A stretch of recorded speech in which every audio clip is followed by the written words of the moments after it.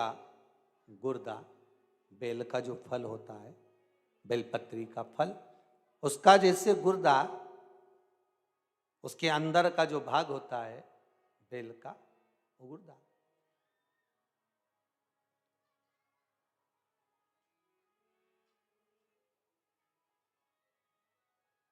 उसको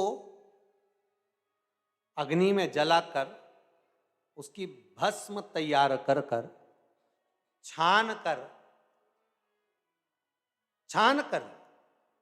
जब जब आपके यहां विद्वान ब्राह्मण शिव जी का अभिषेक कराते हैं, पूजन कराते हैं, तो उसमें लिखते हैं पूजन के साहित्य में, बेलपत्री, धतूरा, दुर्वा, ये उसमें नीचे लिखेंगे भस्म।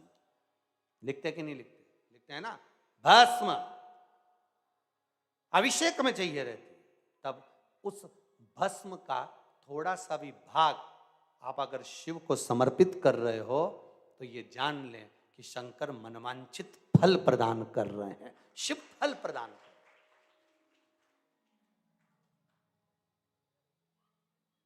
महाराज,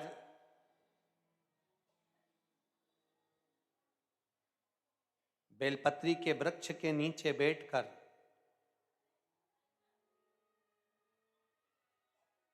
हाथ में एक बेलपत्र का पत्ता रखकर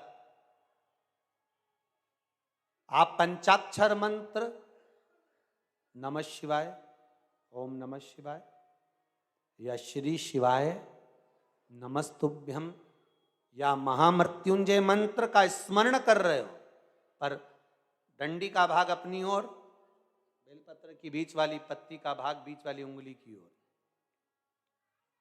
रखकर अगर आप स्मरण कर रहे हैं और अपनी कामना कर कर बेलपत्री के वृक्ष के नीचे बैठकर उस पत्ते को सम्मुख रखकर बाबा से विनय कर कर एकांत में उस बेलपत्री के वृक्ष की छांव में, बेलपत्री के वृक्ष की छांव आप कामना कर कर उस पत्ते को शंकर भगवान के ऊपर समर्पित कर रहे हैं, तो ये जान कर रखें कि पार्वती और शिव का मिलन करवा रहे हैं और अपनी मनवांछित फल कामना पूर्ण करवा रहे हैं।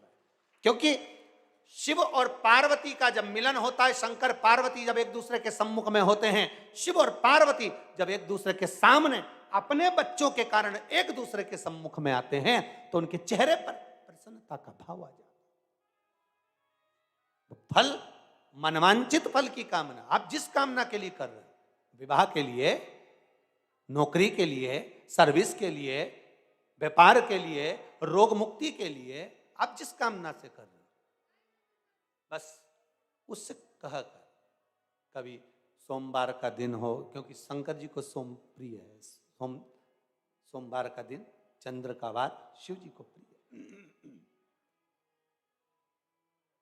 शिव जी को प्रिय है।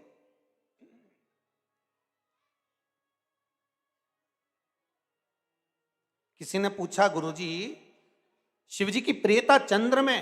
हाँ, क्योंकि चंद्र शीतल है, शंकर भगवान के कंठ पर विष है, शीतलता का भाव अच्छा लगता है। शंकर भगवान को इसलिए कहते भोले, भोले को भोला पसंद है। आप जितने भोले रहेंगे, दुनिया के लोग भले आपको मूर्ख कहें, पगला कहें, भोला कहें, पर आप शंकर के प्रिय हो। ज्यादा हमें चतुर नहीं बनना। क्या करें चतुर बन के? प्रियता है।